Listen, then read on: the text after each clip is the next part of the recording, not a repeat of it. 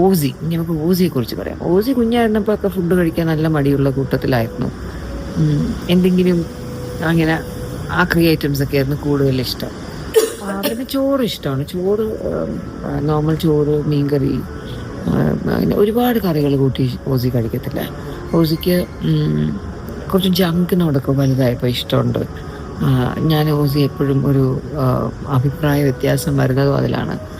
Aussie വീട്ടിലുള്ളപ്പോൾ സ്വിഗ്ഗിയുടെ ആൾക്കാർ വന്നുകൊണ്ടേയിരിക്കും. അല്ലെങ്കിൽ ഓസി വെളിയിൽ നിന്ന് വരുമ്പോൾ സാധനങ്ങൾ മേടിച്ചു കൊണ്ടുവരും. ഞാൻ പറയാം, എന്തിനാ ഓസി? നമ്മുടെ വീട്ടിൽ പലപ്പോഴും ചിക്കനൊക്കെ ഉള്ള ദിവസം ഓസി വെളിയിൽ നിന്ന് ചിക്കൻ കറി വാങ്ങിച്ചിട്ട് എന്താ ഓസി ഇങ്ങനെ ചെയ്തതെന്ന് ചോദിക്കുമ്പോൾ ഓസി അയ്യോ ഞാൻ അറിയില്ല. പണ്ട് ഓസി മറ്റേ ഈ സ്വിഗ്ഗിയിലൊക്കെ ഓർഡർ ചെയ്യുമ്പോൾ ഓസി സാമ്പാർ വരെ ഓർഡർ ചെയ്യും. എൻ്റെ ഫ്രണ്ട് ലക്ഷ്മിയുടെ ചേച്ചിയുടെ മോന് സ്റ്റീം പോട്ട് എന്ന് പറഞ്ഞിട്ടുള്ള ഒരു റെസ്റ്റോറൻ്റ് ഉണ്ട്. പണ്ട് ഇപ്പോൾ പട്ടത്തായിരുന്നു, പട്ടത്തുപ്പൊരിക്ക് പേട്ടയിലുണ്ട്. അപ്പോൾ അവിടെ നിന്നാണ് ഇവള് സാമ്പാർ ഓർഡർ ചെയ്യുന്നത്. രാത്രി 11 മണിക്ക്. അപ്പം എന്തോ ഓസി രാത്രിയൊക്കെ ആരെങ്കിലും ഇവിടെ സഹായം. അപ്പം മിക്കവാറും അത് മീന ചേച്ചിയുടെ വീട്ടിലെ സാമ്പാറായിരിക്കുന്നത് കിട്ടുന്നത്. ഞാൻ കോമഡി പറയായിരുന്നു ഓസിയുടെ അടുത്ത്. അപ്പോൾ ഓസി അവിടെ നിന്ന് ആദ്യം ഫിഷ് ഫ്രൈ ഓർഡർ ചെയ്യും. കുറേ കഴിയുമ്പോൾ ഇവിടെ സാമ്പാറുണ്ടോ? ഇല്ല, ഇന്ന് സാമ്പാറില്ല. ആണോ?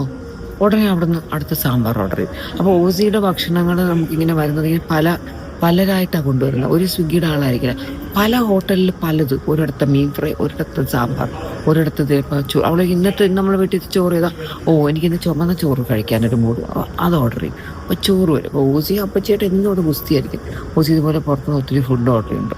വീട്ടിലായാലും ഓസിക്ക് ഒരുപാട് കറികളൊന്നും എടുത്ത് അങ്ങനെ കഴിക്കത്തില്ല. ഇപ്പോൾ ചോറും എന്തെങ്കിലും ഫിഷ് കറി, എന്തെങ്കിലും ഒരു ഐറ്റം അത്രേ കഴിക്കും. ഓസിയുടെ